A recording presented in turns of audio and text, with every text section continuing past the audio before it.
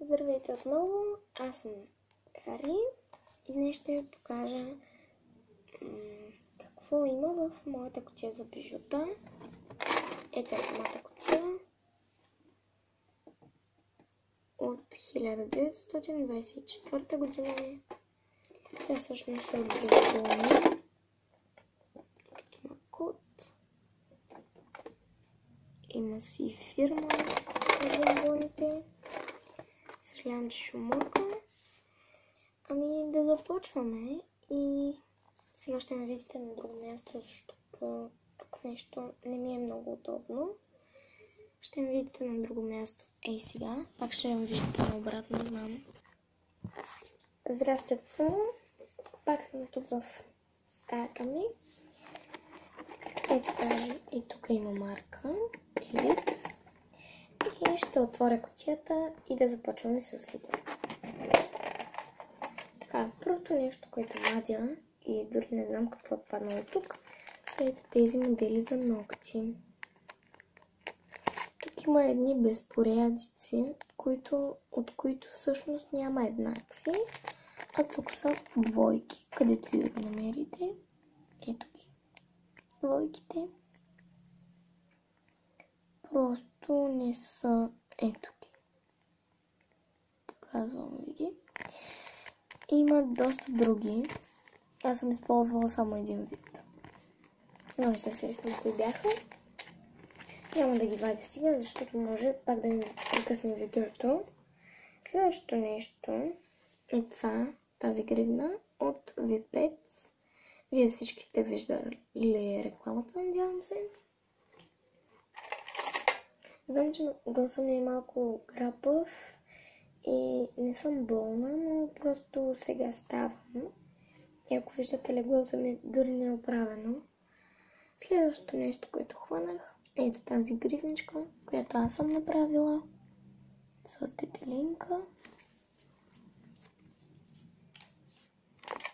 Следващото нещо, което е в предишното ми видео, е талисманче. Той е от Норвегия и ми го даде моята кака братовчетка, по-малката ми братовчетка. Всъщност тя не е по-малка от мен, но просто е по-малка от другата ми.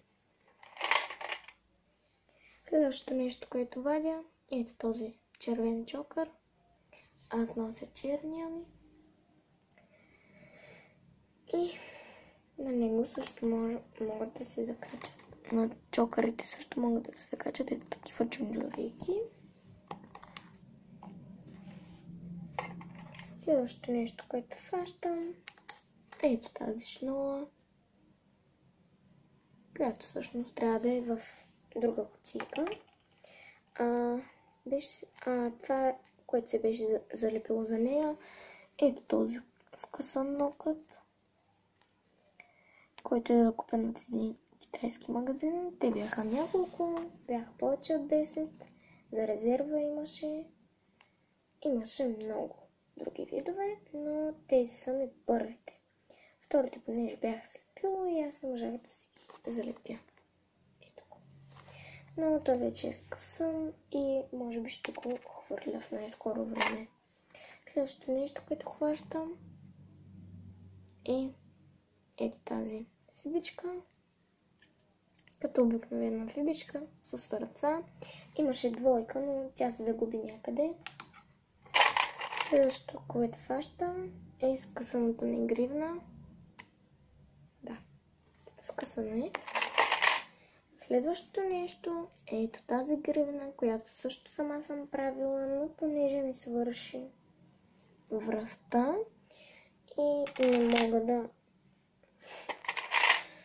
не мога да се правя повече гривнички, имам малко топчета.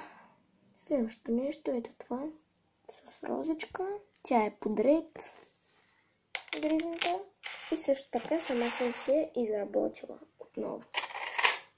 Следващото нещо, но не последно, е също гривна с още една детелина, която също е така безпорядък. А следващото нещо пак е такава гривна и то всъщност има още една такава. която ми беше талисман. Тази също сама съм я правила. И тя няма като другите, примерно, да има ето такива работи. Такива високи. А следващото, което фащам, ето това. То е като нещо като чокър. Затова се погрижих да е в черни цветове, тъмни. Но понеже ми свършиха черните ластички и намерих само сини и лилави. Ето тук нямах лилави и си го направих само в сини. Но не го нося много чисто, защото ми стиска на врата и едва ми се слага, скуби ми косата.